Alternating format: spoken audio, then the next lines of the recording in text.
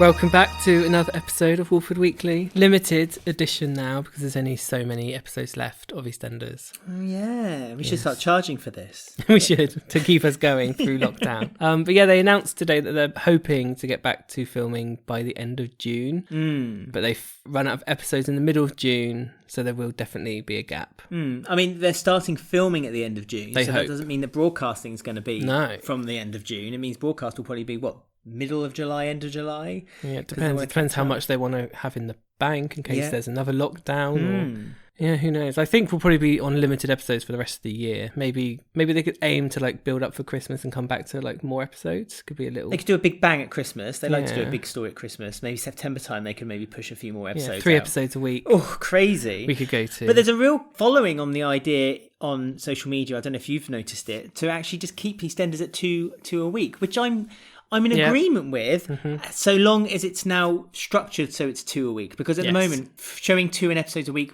on a 4 episode a week structure shows how stark and really quite awkward the episodes are to watch, because it's really like, it's so contrasting. Like, if there's a bad episode in the week, it's fine, because sometimes you can just say, oh, it's fine, one bad episode of four, not a problem. But one of 2 it can 2 of 2. 2 of 2 can be a problem, but 1 of 2 can. I mean, I think the trouble is we've been very negative. There's been lot more negativity online everywhere that I've seen about EastEnders. I think the more it's getting to them running out of episodes, the more their edits getting more dodgy, and the more you notice scenes that have been added or been taken away, or one time it's outside and it's foggy and then it flips to someone else and the same character goes from one scene into another house. Yeah. The more they're running out of material, the more you're seeing the dodgy edits that they're trying to do. But I mean, it is impossible to not have this done. Like, really. Like, if you are working behind the scenes, you must be thinking, oh, this is difficult. This is tricky. So there is sympathy there. I mean, they've obviously done some edits after the fact, because there's been 2 real noticeable ones this week. As you said about the weather change during a scene on the marketplace, which possibly was meant for an episode before, between Martin and Ruby. Yeah. And then there was some wonderful dubbing this week. I mean, it was almost unnoticeable. It is my favourite thing. It didn't sound phoned in at all. They're my favourite thing in the history of EastEnders, I think. Like Kathy's best moment, I feel. Yeah. Or Gillian's best moment, at least. So set it up for me. She's in the garden, a fish bowl of gin. Yeah. She's already had half the bowl. Sunglasses on, summer hat. Yeah. No suntan lotion. Her skin cannot. It needs the sun. It's the youth that she embraces. Oh. And she gets a phone call. She gets a Skype call from a producer. Yeah. Could you we just need this line, this little line. They need to redo it. We need to let the audience know that Lucy died. But she didn't actually die then. It was actually months ago. But we're filming it all out of sync. Do you mind, Gillian? And she liked breakfast. Breakfast food was her favourite. Breakfast is important. Yeah. So Gillian, all you need to say is, this breakfast is important. And go. And then, well, you might hear it in the show, let's just say. So it was just one of the worst things. And like, just the audio quality from on set to in her garden recording it over the computer. We're surmising it's in her garden. We don't know for certain this is where it was recorded, but it did sound like a video chat call. You can almost hear her click the record button before and go, yeah, breakfast is important.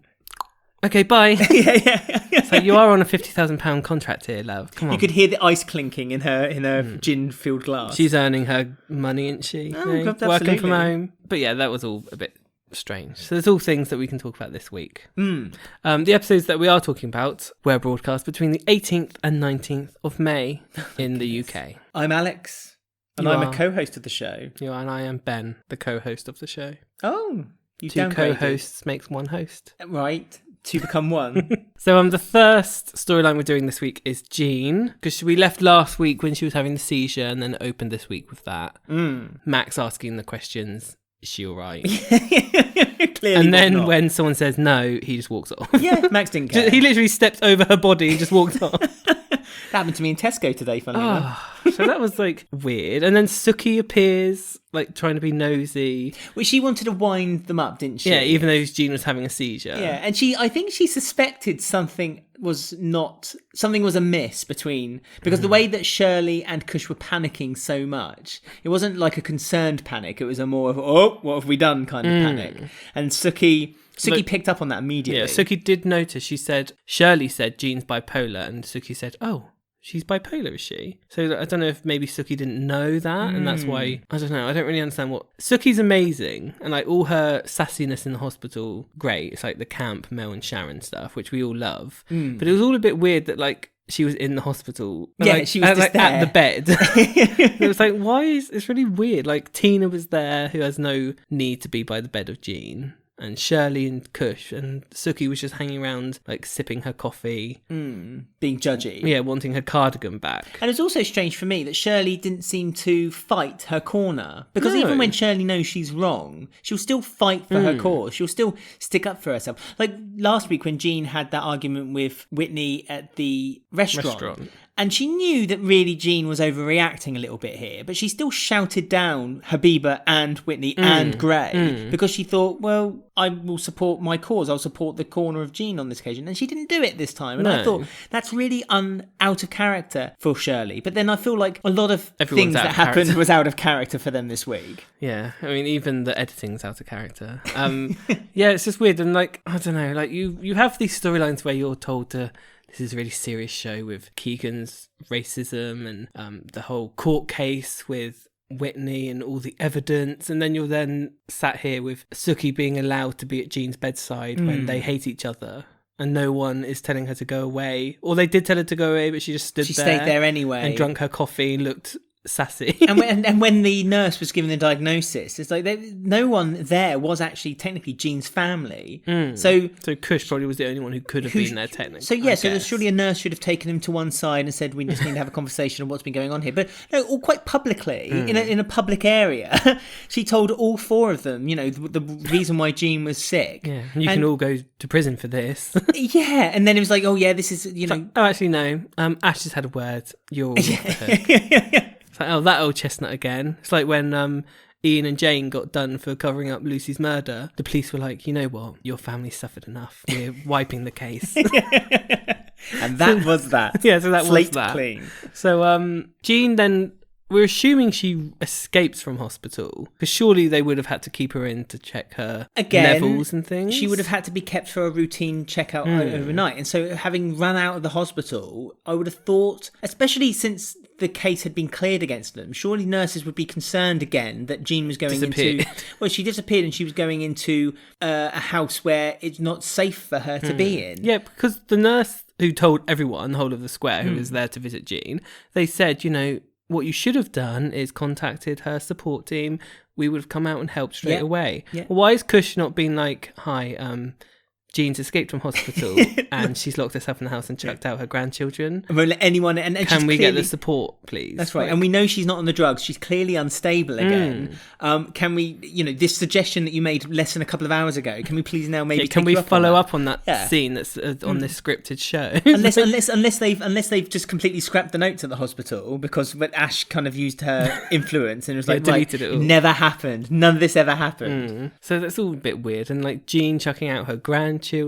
See, this is it, isn't it? This is what we had there was a few people who kind of didn't understand it, a few people who did understand it. Jean, okay, has bipolar, she has real problems with mental illness, but would she really pushed out her grandchildren? That would have been the one thing she would have embraced. Well, yeah, even Cherry. But how was Cherry chucked out? Was she chucked out the window with Kush's clothes? That's the last of it. Out it went, and you saw this baby fly down to the floor. Poor Cherry. And Mo's been kicked out, but Mo didn't really do anything. And like a few months ago, Mo, someone brought this up on somewhere online. They said a few months ago, Mo pretended that Tommy had cancer, but Jean didn't bat an eyelid.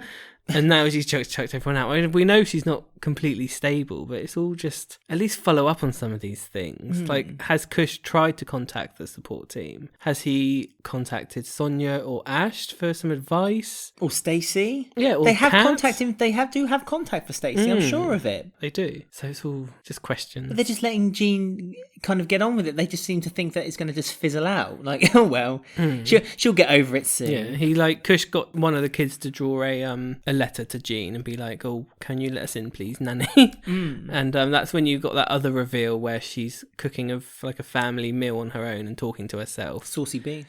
Yes, one of Daniel's favourites, apparently. Another meal that we may never discover the recipe for. We did miss out on a hallucination. Yes. Which I'm upset about. We've had Lucy's hallucination.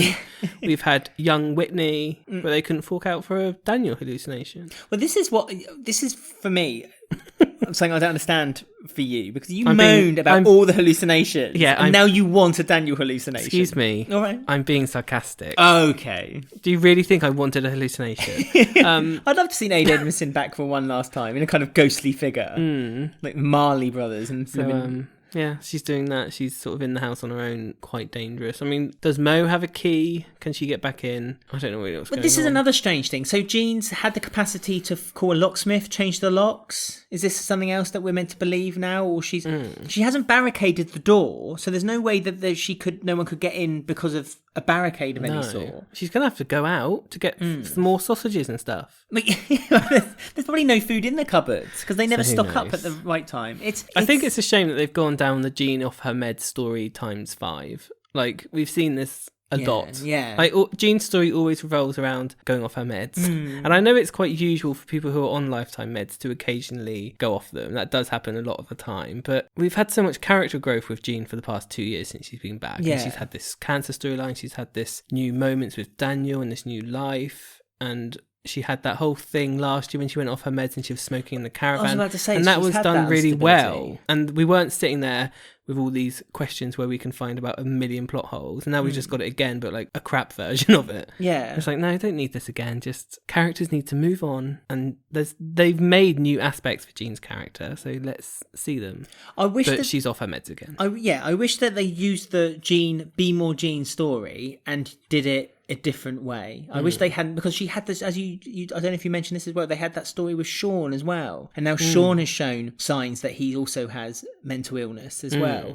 So, you know, she's the one who's been strong for both Stacey and for Sean, her two kids. And Hayley, yeah. And so she's shown that she's the stable, she's a rock. Before she even knew that she had to be more Jean, she was actually being more Jean every day. I get that possibly Jean sees her medication as almost a restriction for how free she could possibly feel. But I don't think Jean would have taken the meds thing quite so literally. I just think that it was just an easy plot point for Jean straight after her cancer storyline. I mean, maybe we could have got a hallucination of Hayley and Kate Jarvis could have popped back up on the table. Bring back that Kate would have Jarvis. been that would have been quite a I would have liked that.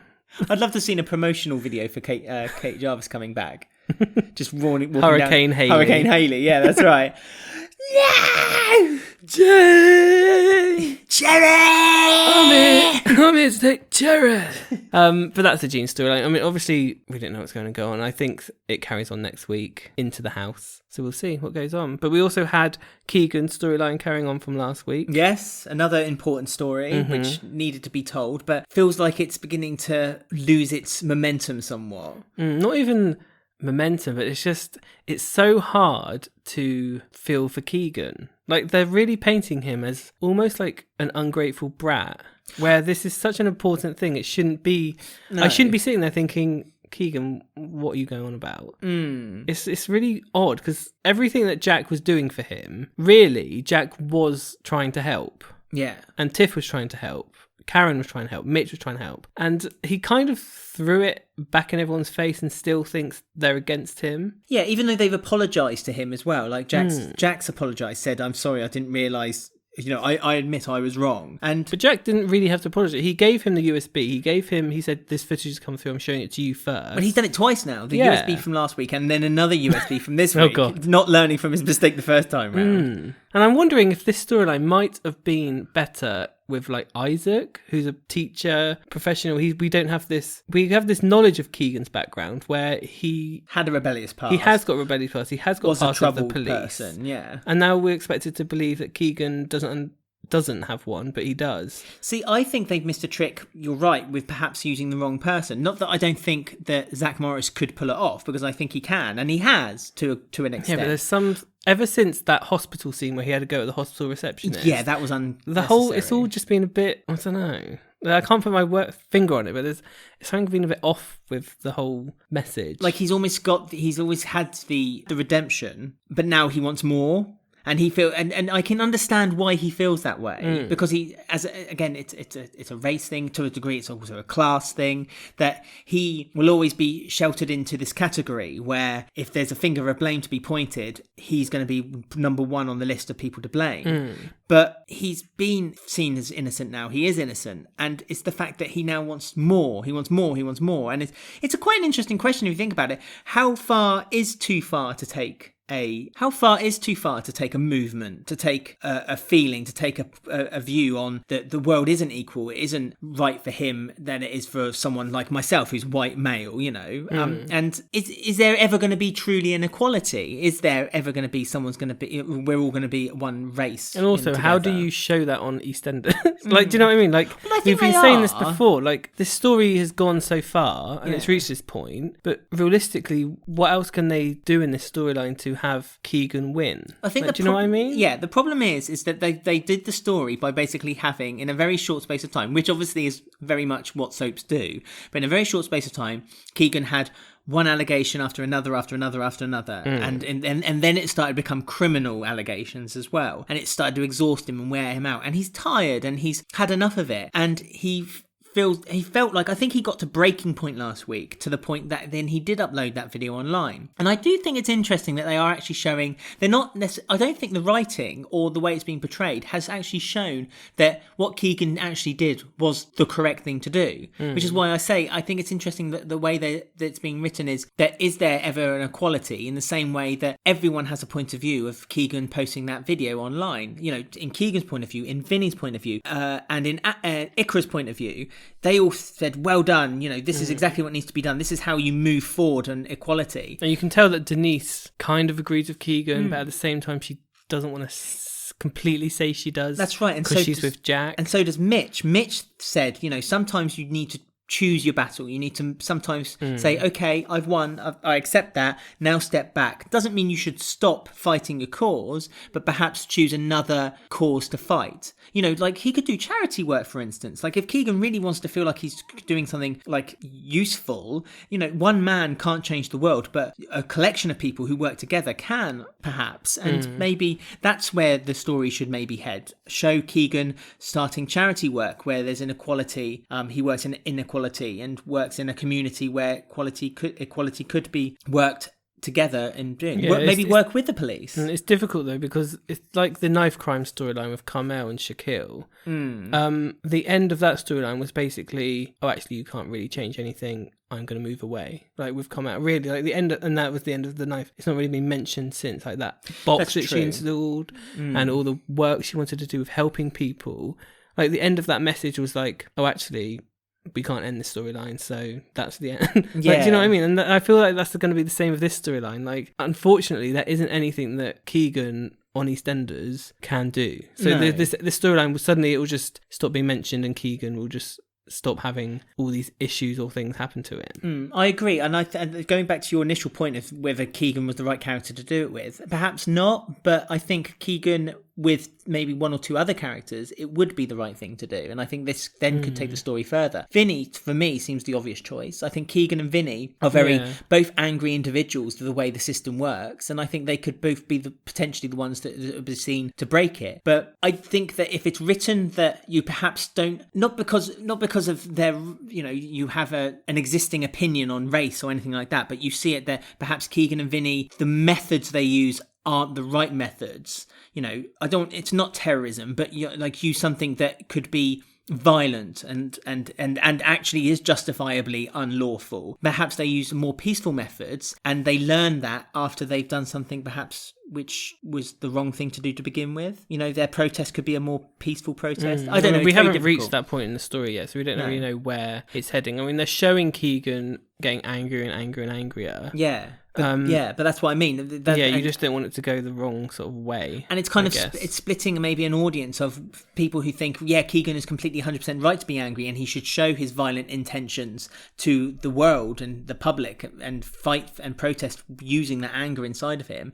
And then there's people who are close to him as well. Mitch, who is also a man of colour, who says, no, don't use the anger, bottle it and then explode. Use the anger and then use it in a peaceful and a very diplomatic way to get what you want at the end of this. We've also got the aspect of Tiff as well, because she seems to be kind of struggling because she's stuck in this world where her uncle Jack is trying to help. She sees him as he's just trying to help, and Keegan's might have just got him fired, but Keegan won't apologise. But she's also married to Keegan. She's trying to understand. Yeah. And she keeps saying to him, tell me, let me understand. And he's kind of like, no, you can't and you won't. So I think it's been more interesting to see how this like goes with their relationship and how they can't seem to ever, like Keegan thinks that they'll never be able to understand each other. Yeah. So that might be a bit more interesting. But then that drops the story that you first said that shouldn't be dropped, because they need to carry on this story of. I mean, just because they can't have an end doesn't mean the story shouldn't be told. No. But it's just like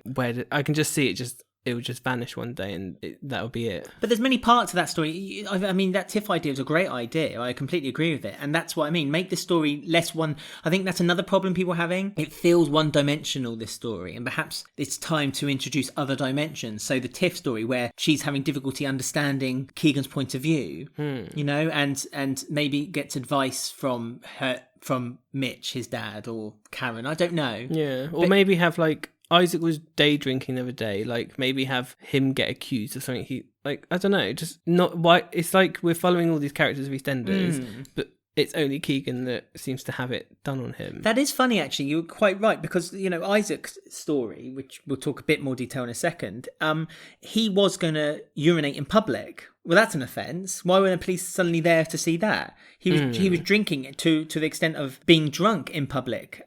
That's an offence as well. You know, you can't. Public drinking isn't necessarily frowned upon in the UK, but it's not something that I think a police officer would be very happy to see someone just sat on a bench drinking from a bottle. Or like they'd walk past like a white person doing it, but then they see Isaac and then make a big deal of it, something like that. And he's a teacher, he's a professional. He's not. We haven't got this pre-existing knowledge of what we had with Keegan. Yeah. So I don't know. We'll see. I mean, it's going to carry on and continue, but I don't know. There just seems to be a few points of it which seem to be a bit off. I just think that they need to fill it out a little bit more. But I like the story. They just need to, I think, introduce more than just his family to the story. Yeah. Introduce outside sources, like they did with Ikra this week, and they did it with Vinny as well. And I thought Vinny's scene when he deliberately turned the volume up on the video so everyone could hear it in the cafe, and Jack was like, "Oh, you shouldn't be playing that loudly." He's like, "Well, why shouldn't I play that loudly?" Again, that's a protest that he has every right to make. And I think that is the direction that should be shown to the audience as that's the right way to go about it. And perhaps Keegan's quite worryingly taking the wrong direction about it now. Well, we'll see. But I mean, the other storyline we're going to do is Isaac. Yeah. The little one, Bailey. The one drink he didn't have was a Bailey,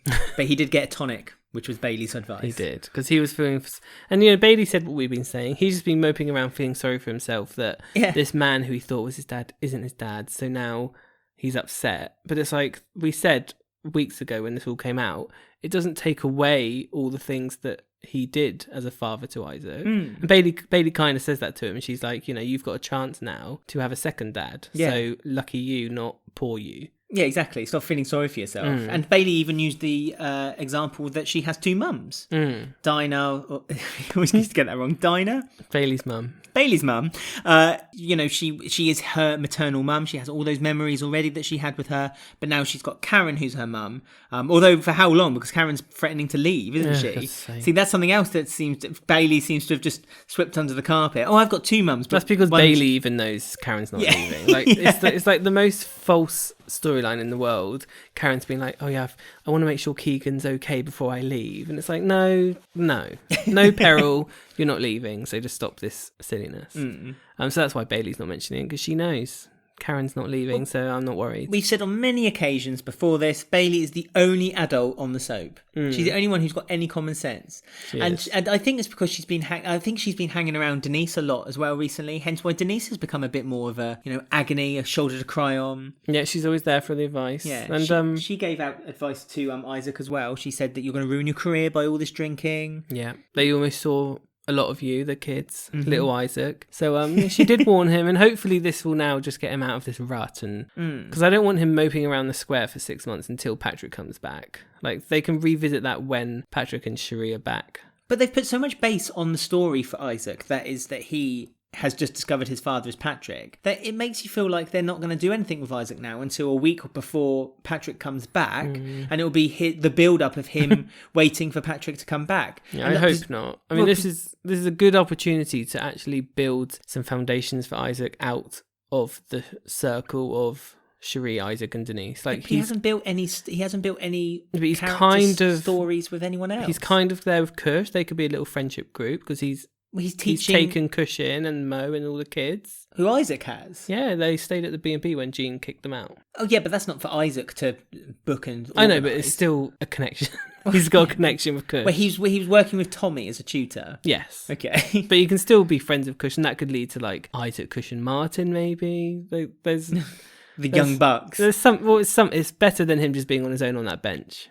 I agree with you, but like I would much rather there be an interesting story, like a school storyline. I can't remember the last time EastEnders did a storyline which involved it being in a school. Like Bex is bullying. A story that involves a teacher at school, and don't say the teacher that Bex fell in love with and kissed. Oh yeah. Loved him. Yes, well, Mr. Price. But I would like a story where, like, you see and they actually film in the school as well. You could actually have Issac and Tommy having scenes in a school. That'd be interesting. I'd be well up for that. If you want to give Issac something to get his teeth stunk into before. Yeah, because at one point wasn't Whitney training to be a teacher or a classroom assistant, wasn't she? That's right, she was. That's when she was with Woody. Yeah, she was teaching. Yes, she was training to do that. So maybe they could have something like that. Like where you have a few characters in the school and then they could actually have the children of Walford actually get personalities because you actually be showing them. Well, they've got enough kids now on the square that they can actually start introducing kids' storylines. Just the Slaters are enough to fill out a classroom. Exactly. But again, that's something that's sorely missing. It's funny, isn't it? The demographic that's sorely missing in EastEnders is the very old and the very young. And they need to like sort that out a bit, mix it up a bit, because that, this is meant to be a spectrum about everyone. And like, I would like to see, like I say, I'd like to see more stories about school and just involving students and as long as they're not everyday lives. Rubbish. Well, you don't know that. No, that's what I mean. Just don't do a rubbish school storyline, please. Do a good one. Maybe they could get Clyde's mum back as head teacher. What was her name? Mrs. Tavernier. Yeah, she used to be a head teacher, didn't she? Or they could have Hattie come back and she's done what her mum did. She's done what her mum did and she becomes a head teacher too. Nah, I'm good. That'd be interesting, wouldn't it? A dynamic in that way. Yeah, but Hattie's a bitch, so no. No. Right, we're going to go on now to our game of the week. There is a game this week. This is happening. Yes, and then we'll be back to discuss the rest. So yippee, Ben, it's time for a game. We didn't have one last week. No. And there were complaints. One complaint. There was a complaint. So we brought it back. And then there's a game we haven't played in a long time as well. We haven't even played this on our interactive quizzes on YouTube. Oh. So this is quite the turn up for the books. Good. And a novelty for everyone involved. So anyone who hasn't listened to our podcast and heard some of the games in the past, this is Ian Beale's Real Deal. It's very simply a higher or lower game. So I'm going to give you a price of something that's related to EastEnders. Ooh. And then you have to say on the second object that I give you whether the price is higher or lower than the last. Right. Simple as that. Easy. Easy peasy, squeezy that lemony. So I don't know if you're aware of these websites, Ben, but you can go on... Sorry? What website? Moving on, you can go on websites where you can have celebrities give you a message. There's Cameo. And yes. celebvm.com. Ooh. And what you do is you pay a small price and then you get a 1 minute message, maybe a happy birthday or happy anniversary or just a shout out to yourself if you're Roxy's doing them. Oh, well, funny you should mention that. And Heather, I think. Well, I found 7 people who used to be in EastEnders who have a price on their head for a 1 minute message. I'm going to get someone to do a Walford Weekly one. I'm going to pay them. Don't pay be bankrupt. Them. Do it for free, Ben. No. You not see our interviews. So all I want you to do is tell me whether the price of a character, well, an actor or actress for a 1 minute message is higher or lower than the last. Okay? Okay, yeah. And just so you know, I got this information from Cameo, which is an app, and celebvm.com. Cool. So if you guys fancy wanting a message, go to those websites. And we also do that now. Yeah. We'll Not through Cameo, but just send us some money and we'll do a little message. Throw us a tenner. Throw us a tenner and we'll do a message to anyone you like. We did do a message, actually, but we didn't ask for any money. Oh, well. Someone asked us to do it for their wedding, didn't they? So he's dead. So starting with the first actress that you said, which is Rita Simons, who plays Simmons, Roxy. isn't it? It's spelt Simon. So I said Simmons. I thought it was Simmons. Don't know. Rita. Roxy Mitchell. Yeah. She asks for £24.90 for a 1 minute message. She was on I'm a Celeb, you see. How much? £24.90. Okay. That 90p is all important. How much do you think Sean Williamson, who plays Barry Evans, asks for a 1 minute video message? Is it higher or lower than £24.90? I'm going to say he's lower than Roxy. Lower than Roxy? He's been in extras as well, don't forget. Yeah, but he does like window adverts. No, lower than Roxy, because Roxy's only recently started doing it. I'm afraid he asked for £30. Oh my God. £30 for a 1 minute message from Barry Evans, so he's higher. Oh, okay, that's good. So, the only still existing cast member of EastEnders, God knows how she got this in her contract, Louisa Layton, who plays Ruby Allen. You can get a 1 minute message from her on Cameo. Yeah, the only existing one that does She has got a good contract because she's always on holiday, like in the Caribbean, always. Yeah, she's got a lovely contract. But is her contract going to stretch for you to having to pay more than £30? Higher or lower than Sean Williamson? No, lower. Probably lower than Roxy. Do you want to hazard a guess? What it would be? Yeah. £15. No, £20.75. So it is lower. So yes. You're right. Good. So, next up, higher or lower than £20.75, Daniela Westbrook, who played Sam Mitchell. She's got an OnlyFans account, by the way. What? But there's no nudity on it. It's just for fans to give her money. That's what she says on Twitter. I'm not a part of it. I bet she wouldn't go... I bet the right amount, there'll be a nipple coming out here and there. Right, so she's going to be higher or lower than £20? Higher than £20.75p. Yeah. Higher than Ruby Allen. Yes. Daniela Westbrook is lower, £20. Oh, only by... Okay. Still lower. Yeah. She likes to round up her money. Next up, John Altman, who played Nick Cotton. Higher or lower than £20 for a video message from Nick Cotton. You can get him to say anything. You can get him to say, Ma! I'm going to get all of these. I'm going to buy one of each and just get them on the podcast. Pay them. I love Walford Weekly. Higher than Daniel Westbrook because he's still on TV and stuff now and he does stuff. Hazard a guess of how much higher? He's probably around the same as Barry. So I'm going to say 30. He's exactly the same as Barry. £30. Probably the same manager. Right, this might get you. So, Craig Fairbrass. Do you remember him? He played Dan Sullivan in EastEnders. Really? Yep. Right. You can have a message from him. Lower. Higher or lower than 30? You're saying lower than £30? Yeah, not Dan Sullivan, lower. Who's going to want a message from him? He's higher. No. He's £103.75. What? Really? No lie. Why? 100. He does Call of Duty. Does he? Yeah. So I'm presuming people... he's a voice in that, He's a voice in Call of Duty. So I'm presuming people are paying the premium for that.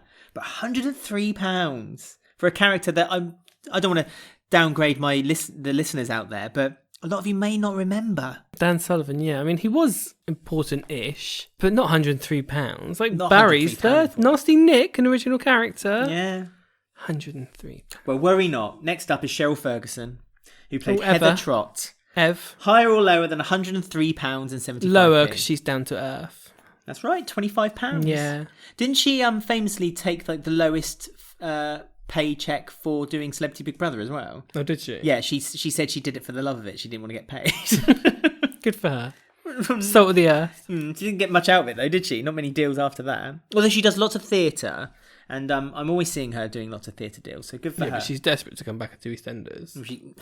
She's dead. No, she keeps tweeting the producers saying, bring me back as Heather's sister. And like she's written a storyline to bring her back. Has she actually? Yeah. Have you not seen her on Twitter? She's serious as well. I've seen her on Twitter, but I've never seen it. Oh yeah, she always goes on about it all the time. She's a huge fan of EastEnders though. I remember when they did Live Week and the reaction they showed backstage of when they found out that it was Stacey who whacked off. It was Stacey who killed Archie, and she genuinely let out a small scream. As you would. Final one then. Tracy Ann Oberman. Ooh. This is a character who needs to come back. Chrissy Watts. Yeah, she was in Doctor Who, you see. So she could charge... I'm going to say she's going to be higher, but it'll be about like £45 or something. Yeah? Higher than £25? Yeah. She's lower. Really? She's the lowest on the list. For God's sake. £19. Well, I'm going to get Chrissy then next week. £19 for Chrissy Watts. Well, Chrissy Watts will be introducing the podcast next week. She's the cheapest. If you guys want to fund this, please get in touch because we would be more than happy. We'd let this happen. Unfortunately, you got 3. 4? No, 3. You got Louisa Layton, John Altman, and Cheryl Ferguson correct. And the Dan Sullivan, higher. Oh yeah, sorry, you got the wrong. Sorry, you got Start 4. with me. I know, and 5 because I said Thingy would. Oh no, I didn't. Never mind. 4. Yeah, 4. Just take the 4 and run. Yeah. How exciting! So, I can't believe Dan Sullivan is £100 and something. I'm presuming it's like I said, the Call for of a Duty minute one. work. A minute. Well, some of them aren't even a minute. If you go to the website, you can see like a record of their work as well, so you can see a few messages they've done for other people. Ooh, lovely. So there we go. So anyone interested, as I say, go onto those websites for a nice video message from your favourite EastEnders stars. Yeah. And that was Ian Beale's Real Deal.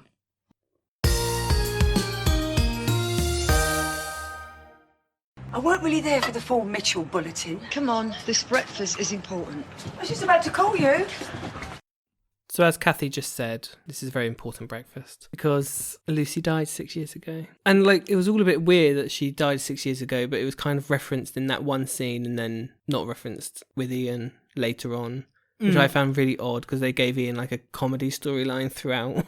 Yeah, I think they This is another mix-up of scenes, isn't it? Yeah, I think they had more planned, and I truly believe that there were scenes there between Bobby and Ian and Kathy and Peter, just so it kind of gave the Peter and Lola scenes this week a bit more context as well. And I feel as though they just got cut out because they couldn't properly, not celebrate, but commemorate Lucy's death properly because it's now completely out of time and sync. Because it's not been 6 years to the 6 day. years and a few months. It's been exactly. Yeah. Again, not. But it's a shame though because the stuff we did get with, I mean, Habiba got lines, so that's always a plus. Oh yeah. But the stuff we did get with Ian and Habiba and Max wasn't exactly groundbreaking. I would have much preferred to actually have seen Peter, Bobby, Kathy and Ian actually talk about it around that breakfast. Because we haven't really seen them as a family yet without Sharon interrupting or Phil interrupting or someone staying around the house. Like, it'd be nice to see that Beale family and actually what Peter's really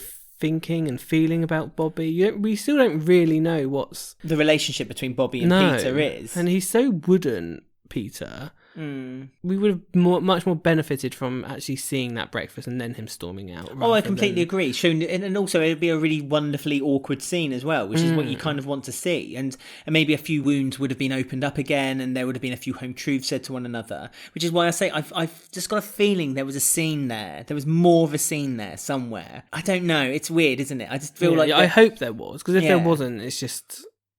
fear the worst, basically. Even if it was just a scene between Kathy and Bobby, like before she went into the kitchen to then stare at the wall because she was cooking the eggs, and this and the other. I don't know. Because we didn't really get like there was no build up to it. No. It was just thrown at us, literally just thrown at us. That Kathy was concerned about Ben in the kitchen, and then she said to Ian, in a really poorly dubbed way, oh, this breakfast is important. We then learn the breakfast is important because it's a commemorative breakfast for Lucy. And then it ends.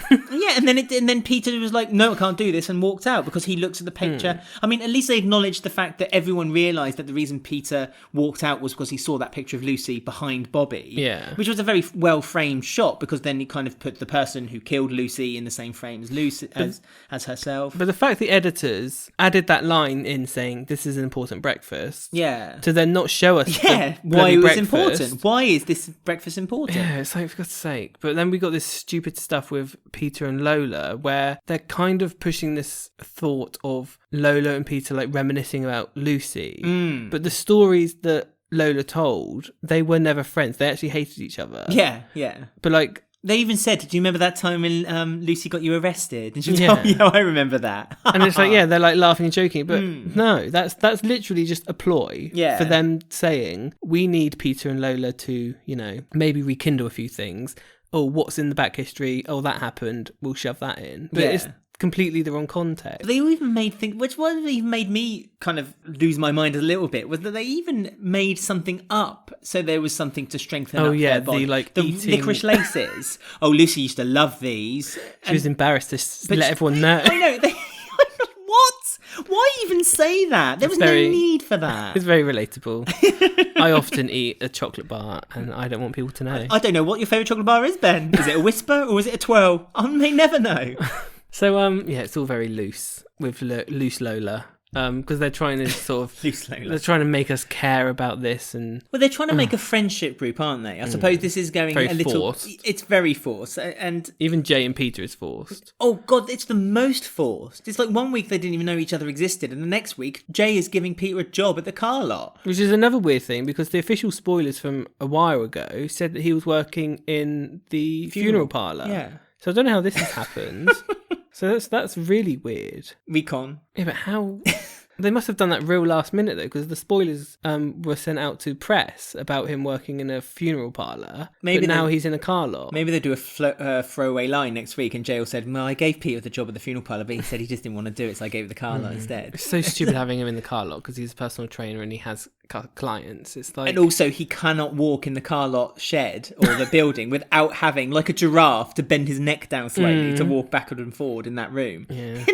I mean, the logistics of that blooming man is just ridiculous. Having to film, it's not worth it. Bless him. I know he looks nice, but him being tall, I know it's a joke that's been done to death, but it really is. Every time he's on screen, it's noticeable. And it's like when he was standing next to Ian in the kitchen, it's like you can see the ceiling of the set and he's like double the size of Ian. And yeah, it's just weird. They're going to have to start putting actors on boxes when they do scenes with him. him. Like imagine if Barbara Windsor was still in it. She had a scene with Peter.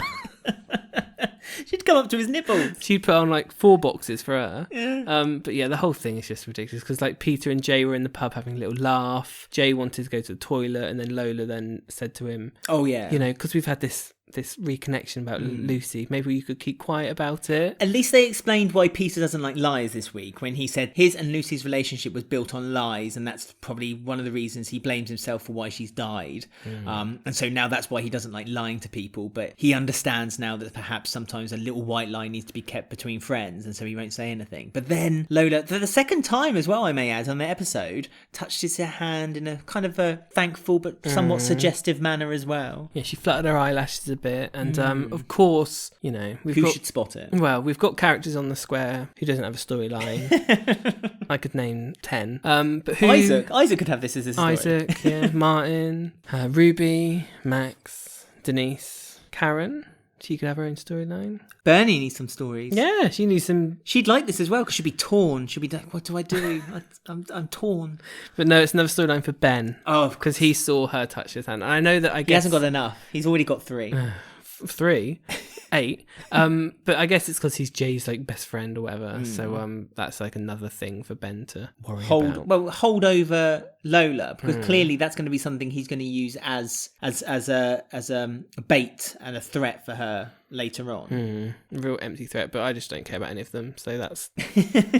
That's that. I would care if they just kind of introduced more to it. So they've got the foundation with Lola, Jay and Peter. I know, but it's so rocky because Peter and Lola were literally a couple for like a hot minute back years ago, and they didn't even like each other, and now they're jumping on that little bit of history and being like, oh yeah, we can write them as this newfound couple. It's like, no, just get on with it. Over it. Anyway, talking about getting over it, Max is over Rainey, and so now a divorce is due. This is a really bad link. And though Habiba is trying to find information. She is, really badly, and Ian spots it straight away. I mean, she's a really bad detective, isn't she? Like, she's so bad. Everything that she did out in the open was so obvious, it was shocking. I mean, she wrote it, like, on the paper in front of Ian with, like, a big heart around it. No. Highlighters. All of her words, all of her letter I's had a heart as the dot. I mean, from that moment onwards, my support for Habiba was thrown out the window. Yeah, they've just dumped her down completely. Why have they done that to Habiba? I mean, all she would have to do is just ask Ian about his profits and how great he is in business, and he would have happily told her all sorts of stuff. Also, why does she need to write notes in such detail like that? Like, all she needs to do is to just have a conversation with Ian. She started off well. She said, Ian, I want to learn more about the business. He was like, well, you never used to. And she's like, yeah, but I want to be like my sister. I want to get that business degree. You know, I need to get that qualification. And the only way I can think of is by talking to the best businessman in Walford. And that's you, Ian. You know, flattery. She did it. She got it right. That's exactly what Ian wants. His ego boosted up to 100, and then just starts writing really monotonous notes like money comes in, gross is important, and it's like, for goodness sake, it's like, just remember the information and then pass it over to Rainey. You didn't need written evidence for it. Plus, Rainey's solicitors would all do this anyway. Exactly. And the fact that Max is like talking to Ian about it, about divorces, like he's never been divorced before. So he's had 3 divorces. I think Max would know by now how it all works, wouldn't you? Yeah, but Max likes to resist divorce, doesn't he? Because to Max, a divorce is never his fault. It's always the woman's fault. He's never to blame when it comes to a divorce for him. So for him, this feels quite alien because he's thinking, well, maybe I did make a mistake on this occasion. Perhaps I did marry Rainey in haste and perhaps I should have thought about it. I mean, whatever happened with their arranged marriage? He offered her money, didn't he, to marry her? Did Rainey ever get that money he promised to marry? Or did they end up being a couple so it didn't count? Well, he offered her money for when they were married for like a certain amount of time and then she could leave, but then she decided to stay. She fell for him, didn't she? Or something. Well, I don't think it was that. She just decided to stay for toddler Abby. And that's really the main point of this all now. Is she wants to keep the custody of baby Abby and have an expensive wedding. Yeah, and have a really expensive wedding. She's really showing her materialistic side when it comes to this. And then obviously, I mean, with plots that we can predict anyway, Ian sort of says to him, sign it over to me, then she can't take it, and then I'll sign it back to you. And it's like Ian even gave like an evil look to him as they was cheering with a brandy glass, looking into his eyes. Max didn't blink twice at that. But I don't care because I hate Max, and in a way, I'm glad that Ian has ruined him yet again. I hope so. But I love that Max said that he's doing this for Ruby. He's like, I think Ruby is the one. It's like his trophy girlfriend. He's like, she's definitely the one now. I've gone through about 20, but she's definitely the one. It's for goodness sake, Max. So yeah, Max, everything's going to happen to Max. He 100% deserves. But another thing, talking about like how it's stupid that they gave Ian this storyline on the anniversary of Lucy's death. The fact that they did the storyline with him and Max being really pally. And it's like there's this whole 2-year history with him and Max and Bobby. And on the anniversary of Lucy's death, we're then led to believe he's there to help him con his wife out of a divorce. Yeah, but he's not there to help Max, is he? He's there to help himself. And so in a way, I do understand it because it is a con. Yeah, but the way it was portrayed was not done well. I don't know. Ian basically was trying to show that he was doing it for Max's concern, and it really wasn't for Max at all. I hope he wasn't. Well, fingers crossed, and I'm fairly certain. Well, think about it. Ian screwed 2 people he despises over in one go, and that's Max and Rainey. And so he's really, messed up. The only I'm wondering now is if he's going to maybe push for getting rights for toddler Abby as well. Maybe push for them a bit more. Yeah, I'm bored of toddler Abby. I don't care about her anymore. How dare you? Well, she's so boring. Just shove her in a house somewhere and bring her back in like 12 years.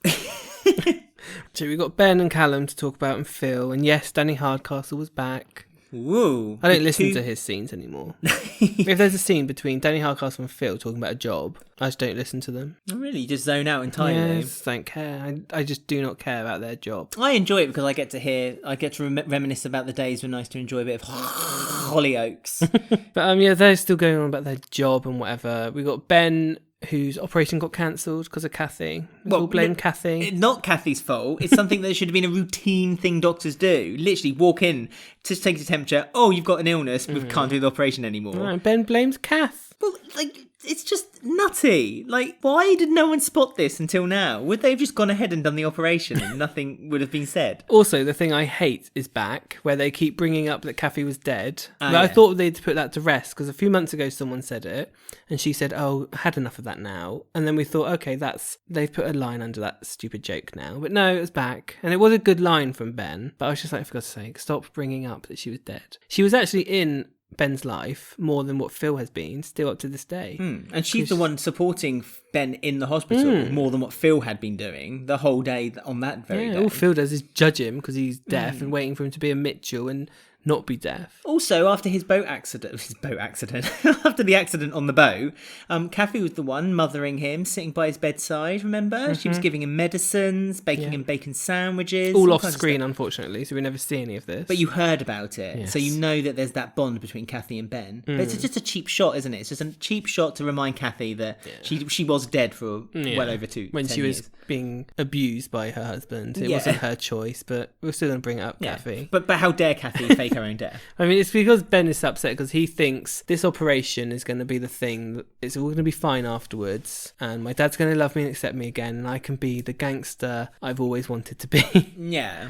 Which obviously we don't know what's going to happen after this operation. It's not this miracle cure, but Ben's sort of pinning all his hopes on that it is. Well, for Ben, it's a bit black and white, isn't it? And it's either that he's going to have this operation where he can get some of his hearing back, although I think he's building it up to be a lot more than it actually will end up being. Yeah. And then, and then the situation he's in right now, which is basically he feels weak to know because yeah, and he feels like he can't do anything, and it's a weakness that he doesn't really want to admit to people because he then sees it as a step down as being a Mitchell, and he's letting his dad down. And he had that really very compassionate speech to his dad this week again, where he said, I'm still me, I'm still the same person, when Phil suggested, quite rightly to be fair, that perhaps going ahead to do this job isn't the right thing to do at this very moment. I don't know why Ben's so caught up on this stupid job with Danny Hardcastle. Well, it emasculates him, doesn't it? I know, but only a few months ago, whenever it was, I don't know what it was, I don't know what time it is anymore, but recently he was like, this thing is, I'll take you back, Callum, I'll be a better person, Callum. Yeah. I'll do all this for you, Callum, you go be a policeman and I'll be on the straight and narrow. This boat accident, this incident has opened my eyes. Me and my dad are seeing eye to eye again. Phil was all supportive of Callum being in the family. And now we have the same scenes again where he's trying to impress Phil by being a gangster. It's like... And Phil has already... This is another thing. Phil kind of did a 180 and he'd already said that, like, I accept you implicitly no matter what you are, you're gay, deaf, doesn't matter, you are my son now, I accept you, after Phil had an epiphany when he ran away after he killed Dennis on the boat. After he announced that Keanu was like a son to him and he had to let go of his son, and now Ben's his only son. And then literally a week later he's then saying to Ben, actually, I suppose he was doing it to kind of build Ben up again, but it was for the wrong reasons. He said to Ben, we'll do this job together. Here's the map. We'll work it out. It'll be fine. After your operation, everything will be great. Oh, it's so stupid. And then Phil goes back on his word. So Phil is so weak, isn't he? I think the real weakest Mitchell in that family is Phil, because Phil was never meant to be this kind of hard man gangster. Phil was always meant to be the shadow of his older brother Grant, and because they've made him kind of step forward and become like the big Mitchell I am now, he can't live up to that, especially, no offence Phil, but he's getting older now. Well, that's the thing, when Grant first left, we're going back years now, Phil has been Grant too for a lot of years, which is fine, but Phil is in his 60s now. He's in his senior time of life. God knows how many operations and problems and all sorts of things. This just is not interesting. Him being a gangster is not interesting. Him talking about God knows what with Danny Hardcastle is not interesting. Yeah. Ben trying to be a gangster while also trying to have an operation, and then also seeing the side of him learning sign language and having this deaf girl sort of say to him, being deaf isn't the end of the world. That is interesting. I completely agree. And that's the story that I want to follow. That's the story I'm more interested in. Yeah, but we're getting this thing, in 2 weeks' time, we're getting this special episode, which it's not really spoiled. They've announced it's a special episode, Ben only, in the eyes of a deaf man, world of a deaf man, and it's taking place on this stupid job. Yeah. It's like, I know I've not even seen the episode yet, so I am jumping the gun, but I don't have any hopes for this. Well, it's just going to be, it's more the same of what we've seen already, just it's going to be filmed. It's going to be like New Year's Eve episode in that warehouse, isn't it? Well, it's going to be that Phil is let down, Ben's trying to show that he can trust him. Yeah. They're going to do the job. Everyone around him is going to, before the job, going to say to him, Ben, are you okay? Are you feeling all right? But it's just going to be, it's slightly different because it's going to be with subtitles and there'll be no audio clues. No audio. And obviously Ben is... something's going to go wrong on the job because Ben can't hear that Phil's warning him of something. Callum will probably break up with him because he's chosen this life over here. It's like, I just don't care. The stuff with Frankie, around in circles. The stuff with that new girl Frankie and Callum and Ben was actually quite interesting. And she is a deaf actress, but she's not just, here's a deaf actress. Like, they actually gave her a character. Yeah. I know she's only been on an episode, but there was quite a lot to her. Well, you learned that about the community and that everyone supports one another. You have to be accepting of one another. That line did make me laugh when Callum was like, because he catches her stealing a bit of milk. No, it was a can of Coke. Or whatever it was. And he sits her down and talks to her, and he says, "Oh, my boyfriend's deaf." And she goes, "Oh, I might know him then." Oh, yeah. And it reminded me of the thing was like, "I'm gay." "Oh, you might know my gay friend." "Oh, yeah." It's like, do all deaf people know each other? I don't think they do. Well, also Americans think that all British people know the Queen. Yeah. If you say, "Where are you from?" "Oh, I'm from the United Kingdom." "Oh, you know the Queen then?" So that did make me laugh. But Callum's learning sign language, and he asks her to sort of speak to Ben, and she kind of says to him, Well, she's... get over it. There's more to... When you accept you're deaf, Yeah. Actually, there's a load of things in life, like art and culture and all these things. She's into photography. So that was interesting. But Ben was kind of like over her and wasn't really... Well, Ben's not ready to accept it yet. No. And that's the point. And that's why Frankie, the deaf character, that's why she was a bit like, okay, you're not ready to accept it. There's no point in me carrying on with this. No. Which was... See you later. Which was almost, funnily enough, the kick in Ben's Jaxie that he needed. Because Ben, the sympathy vote ended there. Because this is, I'm not being horrid, and it's a horrible thing to happen, to lose your hearing, in both your ears in the fashion that it happened to Ben. But the sympathy train is starting to lose its traction now. And I think that, you can only sympathise with a character for so long before you're a bit like, well, the mistakes you're making is being repeated week on week on week, and we're now getting a bit tired of it. There's a problem with a lot of the characters, is they're now coming just across as brats. It's like the problem with Keegan, the problem with Ben, the problem with Issac. It's like, you're all just coming across as brats, so I don't care, and I just want to see Ruby walking up and down the market in her sequin dress. Did we mention that Ruby's given Martin a job this week? Not yet. Oh, my goodness. Are we talking about that in a moment then, are we? We did forget that, but I mean, that was ridiculous. If you steal a pineapple from a market store and then run towards Martin, and then and then Martin's able to tackle you to the ground, possibly causing quite serious damage for said pineapple.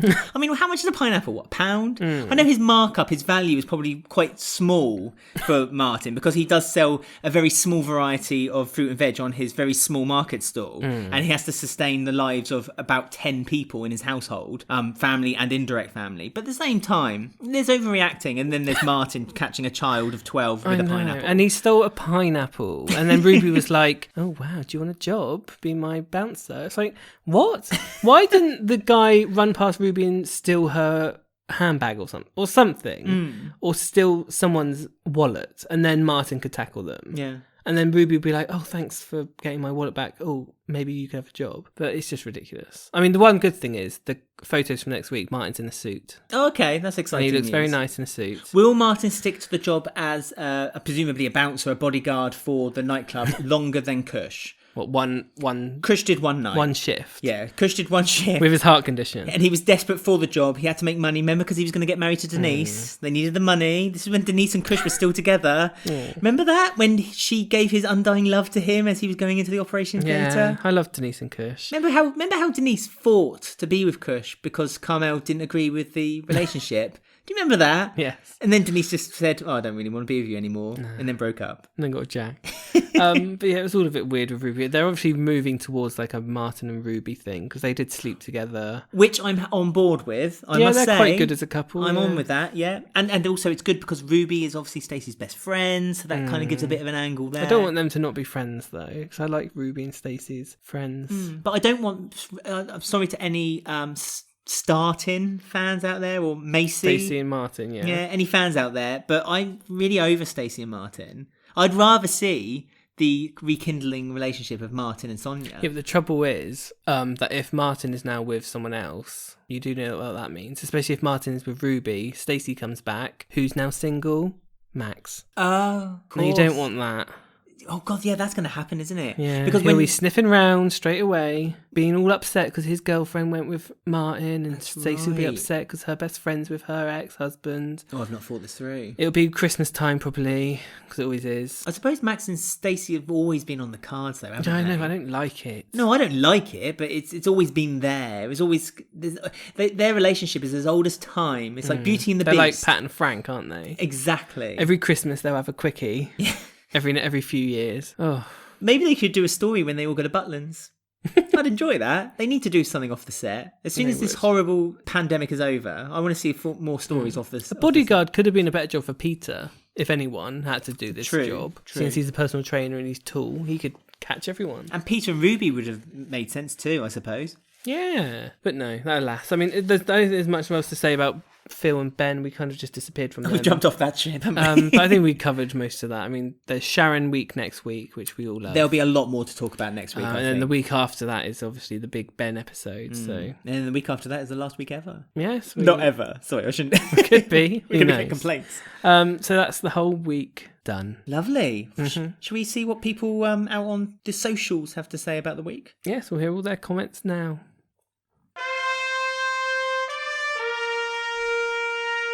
You know me, I ain't one to gossip. Right, so it's the final part of the episode where we talk about the comments that you sent to us on our social medias, on our Twitter, our Instagram, and our Facebook group. All the details, as usual, will be at the end of the show. So stay tuned for that if you want to follow us and join in. I think it is. Don't you find it thrilling? No. Okay, so this week our question was, with the announcement of a major single-hander concerning Ben Mitchell, which character would you like to have a point of view episode? Any thoughts for yourself? Is there any... Kathy. Funny enough, a lot of people said Kathy. Did they? Yeah. I want to see her running all the businesses for a 24-hour period. She could do Cafe in the day, Prince Albert in the night. Do you remember that story when Ian went bankrupt and he was like going from business to business to business, like taking money out of the tills, just trying to get enough money so he wouldn't go bankrupt, and he begged Phil for money. I'd like to see that from Kathy, like going from the Albert and then getting the Kathy's Cafe, and like in the end, like Ian buys back all the businesses off her, and then she can finally retire. In the garden with a gin with her Zoom. Retire. His son replies. At RD Wright says, Dave the Cat. I'm sure it's a lot more interesting, and maybe EastEnders could work with an RSPCA charity. Oh, yeah. Leaflets. Pamphlets at the ready. They can do it from his point of view. At Rachel_B_R says Habiba, so we can get a basic grasp of her character, despite the fact she's been in the soap for 18 months. That would be helpful for us all. Problem is that from the character they introduced to begin with to the character we see of Habiba now, it's a lot's changed. Yeah. So perhaps... and maybe in another 18 months she would become a scientist or something. On our Facebook group, Karen Cardoza, as always, I apologise if I've butchered your name, says Chantel should get one, and it would be like an inner monologue that what she thinks of Gray and looks at him in a certain way and her conflicting feelings about everything that worries her and her children. That would be a good one-hander, or even a two-hander between her and Gray when it's inside her house.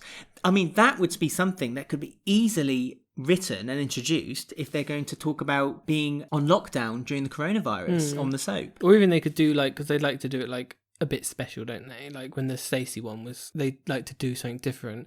They could do like the first 15 minutes from like Chantel's point of view and how she see Gray talking to her, and then like the next 15 minutes you can see it from Gray and how he thinks he's acting around Chantel. Or the other way round, like you see it from Gray's point of view, and it's like he thinks what he's doing is normal and fine and not that bad, but then you then get it from her point of view, and you actually see, actually he's really hurting her. Or when they were going to reveal that there was this domestic abuse storyline, that's how they revealed it, maybe. Right. Oh, maybe so you saw it first time. Yeah. I mean, I if they were being super brave, and especially again if they were to write them as 2 episodes a week for the next few months, you could do it as just a week's worth of episodes, one from Chantel's perspective, and then the same day from Gray's perspective. I'm 100% on board with that. That's a really good idea. Look at you. Get your little writer's cap on.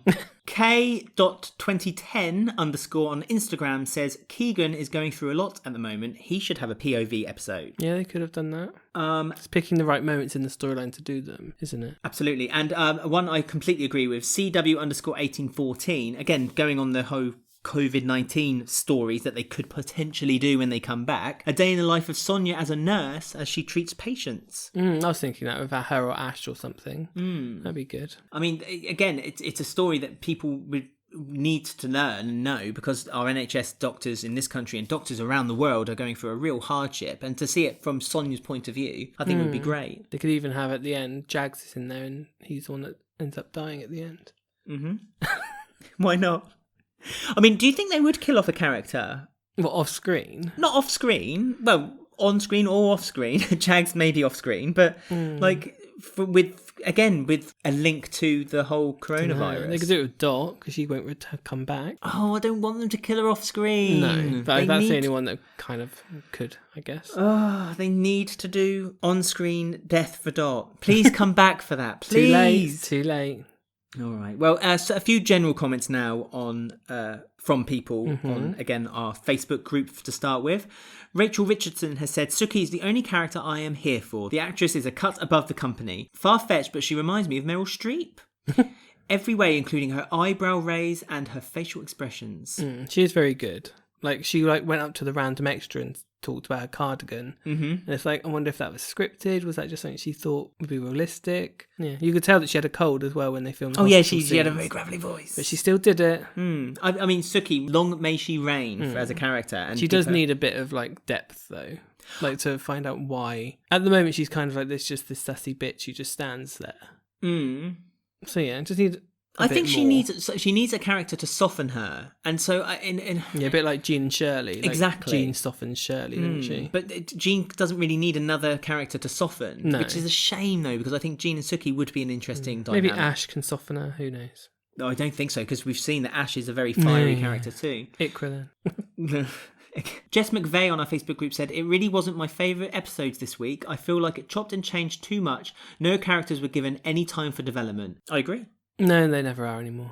But again, no development. I don't want to take the side of the fact that they've knocked down the episodes to 2 a week, but I think it is tricky that they've had to do that. And I think in order for them to do that, yeah, exactly. It's not helped a bad bunch. Yeah, well, again, it's a very kind of weird, slow time for the soap anyway, and so the fact that it had to be chopped up that way, it's made it even more difficult. One last comment on our Twitter about Ben spotting Lola with her hand touching on Peter at Herons_Sharon says, it's really simmering, lovely, and can't wait to see the pot boil over. Brilliant. So the fan. Yeah, a fan. Do you think that, how do you think Ben, well, I know we've already discussed it, but do you think Ben's going to use that for his advantage, or it's just going to be a passing comment he says one day and we'll just all have to forget about it again? I don't really know how he can use it as his advantage. I don't know. I'm sure he will, because it's no storyline for Ben, so... Fair enough. Right, so a few details. First of all, how you can get in touch with us. We're on Twitter at Walford Weekly. We're also on Instagram with the same tag. You can find us on Facebook. Just search Walford Weekly Podcast and then click to join the group. It is a thriving community, and we really do recommend, because it's so great, isn't it? Everyone talks to one another, and it's a great community to join in on. Yeah. You can also find us on YouTube. Just do a search for Walford Weekly Podcast on there too. We do original videos on there every Sunday. This week we have another video of us pottering around in the kitchen. I won't spoil it, but it will be up at 3 p.m. on this Sunday. It involves Sharon Mitchell. It certainly does. And also don't forget to vote on our award ceremony. You've not got much time left. Just go to bit.ly/WalfordVote20, and it's the 3rd annual Walford Weekly Podcast Awards. Don't forget, you can also listen to this podcast on Podbean, Spotify and Apple Podcasts. And if you leave us a review, please make it kind, and a 5-star review would go a really long way, especially if you write a written review attached to it as well. Is there anything else I need to add? Do you want to know any more? Subscribe to our YouTube channel. Oh, subscribe to our YouTube channel. If you subscribe, ring the bell as well. Oh, and this Sunday also we have a special episode coming out of our podcast where we're talking about the review of 1993 from the Drama Channel. So very good year. It's a vintage. So as usual, take care of one another, make good choices, stay safe, and we'll speak to you again soon. Yeah, next week.